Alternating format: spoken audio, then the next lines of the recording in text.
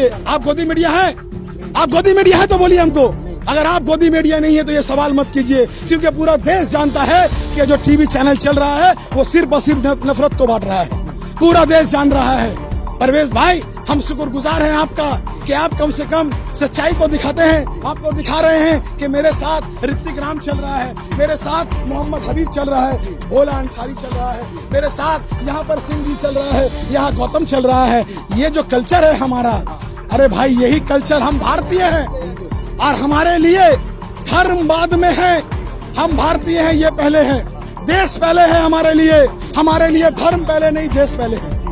और जब तक का उन तमाम टेररिस्टों का नस्ल को खत्म नहीं किया जाएगा, हम इसी तरह रास्ता में गुस्सा और गम लिए हुए निकलेंगे और सरकार से मांग करेंगे कि उनके नस्ल को मार दिया जाए, उनके नस्ल को चुन चुन कर खत्म किया जाए, कि दोबारा वो ऐसी कोशिश ना करे, हमारे हिंदुस्तान पर बुरी नजर ना रखे।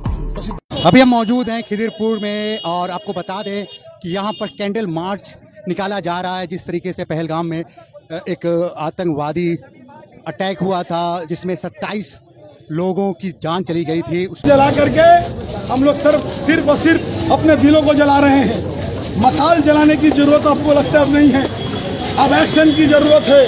अब जल्द से जल्द टेररिस्ट की नस्ल को खत्म करने की जरूरत है।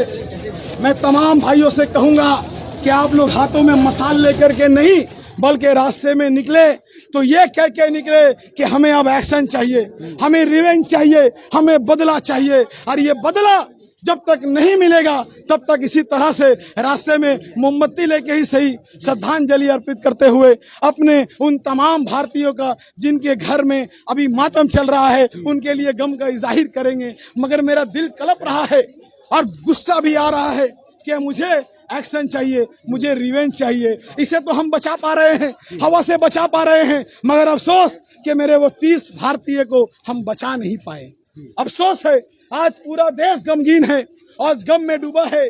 और मैं उनको भी कहना चाहता हूँ जो नफरत की राजनीति लेकर के चलते हैं, जो इसमें भी हिंदू और मुसलमान, सिख और ईसाई को ढूंढ रहे हैं। अरे मेरे भाई, हम भारतीय हैं और भारतीय का सबसे पहले जो कोई नाम होता है वो हिंदुस्तानी होता है। हम हिंदू है, मुसलमान है, सिख है, ईसाई है, वो बाद में है। हम भारतीय हैं और इस भारत के बचपन से तो पढ़ते आए हैं भाई, हिंदू मुस्लिम सिख ईसाई आपस में हैं भाई भाई। तो इस भाईचारा को, इस मोहब्बत को बांटो मत मेरे भाई। ये सब छोड़ो, ये सब बात होते रहेगा। 365 दिन हिंदू मुसलमान का राजनीति होते रहेगा। अभी वक्त है सब एक होकर के, तमाम भारतीय एक होकर के जल्द से जल्द एक्शन ली जाए। और एक्शन, हमें एक्शन चाहिए, भाषण नहीं। बंगाल यहाँ जो लोग निकले हैं, मौत हुई है भाई हम तो बंगाल के नहीं, हम हिंदुस्तानी हैं। तो सिर्फ बंगाल के 2 लोग नहीं, बल्कि हमारे 30 लोगों का मौत हुआ है। हमारे घर के 30 लोग मरे हैं। और 30 नहीं, बल्कि ये समझ लीजिए कि आज पूरा हिंदुस्तान का दिल गमगीन होकर के हम सब अपने आप को मरे हुए महसूस कर रहे हैं, अपने आप को निहत्ता महसूस कर रहे हैं, अपने आप को बेबस महसूस कर रहे हैं। और ये बेबसी तब खत्म होगा जब टेररिस्ट के ऊपर अटैक होगा और उनके नस्लें खत्म होगी। अब अटैक चाहिए। ये जो रास्ते में लेके निकले हैं ना, ये जो निकले हैं, ये जो हम मांग कर रहे हैं, आपको मालूम होगा ये जोड़ा सोशल मीडिया में बहुत वायरल हो रहा है। सोशल मीडिया में बहुत सारे पोस्ट छूट रहे हैं। ये जो हमारे ये जो नए कपल शादी करने के बाद कश्मीर गए और कश्मीर जाने के बाद उनके सामने, एक वाइफ के सामने हस्बैंड को गोली मार दिया जाता है। सोचिए क्या बीता होगा। हमारा आपको समझ नहीं होता। कोई धर्म नहीं होता, कोई जात नहीं होता, कोई मजहब नहीं होता। अरे भैया देखिए, आप गोदी मीडिया है? आप गोदी मीडिया है तो बोलिए हमको। अगर आप गोदी मीडिया नहीं है तो ये सवाल मत कीजिए, क्योंकि पूरा देश जानता है कि जो टीवी चैनल चल रहा है वो सिर्फ और सिर्फ नफरत को बांट रहा है। पूरा देश जान रहा है।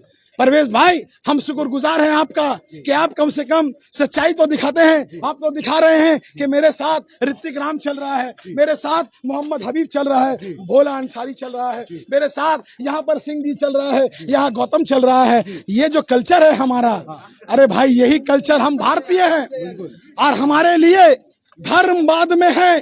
हम भारतीय हैं, ये पहले है। देश पहले है हमारे लिए धर्म पहले नहीं, देश पहले है।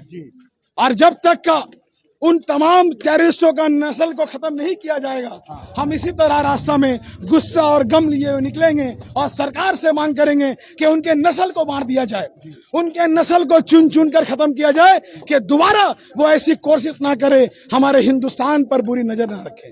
तौसीफ भाई, कैंडल मार्च में काफी महिलाएं भी थी और काफी आप लोग भी यूथ हैं काफी यहाँ पर, क्या बोलेंगे? बहुत दुखद घटना है ये, बहुत अफसोस की बात है। इस तरीके से जो घटना हुआ 2019 में भी पुलवामा अटैक हुआ था और पुलवामा अटैक का भी अभी तक विजिलेंस से कोई रिपोर्ट नहीं आया। या हमारे होम मिनिस्टर क्या कर रहे हैं कि इस बात का बहुत अफसोस है। ऐसे लोगों को सरकार में होना नहीं चाहिए जो लोग हिंदुस्तान को सुरक्षित नहीं रख सकते, जो कि हमारे 26 आम सिविलियन जो जिनके ऊपर में हमला हुआ है, बहुत अफसोसजनक हम घटना को महसूस करते हैं। इस तरीके से बार बार हिंदुस्तान के ऊपर में हमला हो रहा है, ये बहुत अफसोस की बात है। ये हमें बहुत अफसोस होता है इस बात से। इसीलिए आज तमाम लोग, तमाम हिंदू नहीं, मुस्लिम भी, मुसलमान भी इसमें मारे गए हैं। हाँ, मुसलमान भी मारे गए हैं। दिखाया जा रहा है कि सिर्फ हिंदुओं की मौत हुई है। देखिए, जो टेरर अटैक करता है उनका कोई धर्म नहीं होता, ना कोई राम से होता है व कोई ना रहीम से होता है। उनको धर्म से कोई मतलब नहीं होता है।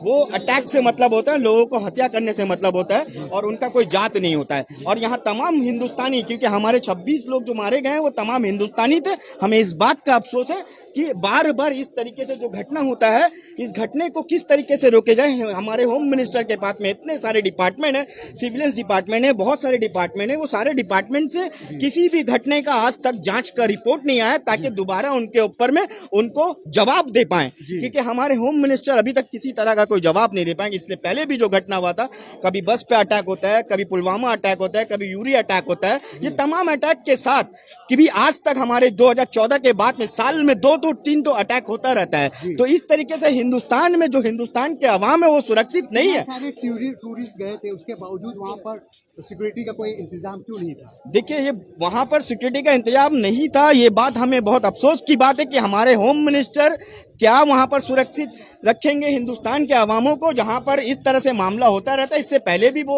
वहाँ पर मामला हुआ है। तो ऐसे जगह में सुरक्षित हमेशा होना चाहिए। ऐसे जगह में वहाँ पर पूरा सिक्योरिटी टाइट होना चाहिए था। किस तरह से वहाँ सिक्योरिटी का लूज हुआ, जिस तरीके से लोग आए और आकर डायरेक्ट फायरिंग करना चालू कर दिए, ये बहुत अफसोस की बात है। इसमें क्या है, इसको जांच करनी चाहिए। हमारे होम मिनिस्टर को जांच करके इसका रिपोर्ट अवाम के सामने, हिंदुस्तान के 140 करोड़ के अवाम के सामने इसका रिपोर्ट लाना चाहिए ताकि हिंदुस्तान के अवामों को समझ में आना चाहिए। उनको, हम लोग हिंदुस्तान को अपने गर्व समझते हैं क्योंकि हमारा तिरंगा में तो ऊंचा रहता है। आज हमें शर्म महसूस होता है कि हमारे हिंदुस्तान में ऐसे लोग सरकार पे बैठे हुए हैं जिनको बार बार 2014 के बाद से साल में 3-3 अटैक हिंदुस्तान में होता है। ये क्यों होता है, इसका जवाब सरकार को देना होगा। हम लोगों को बहुत अफसोस है, ऐसा होना नहीं चाहिए।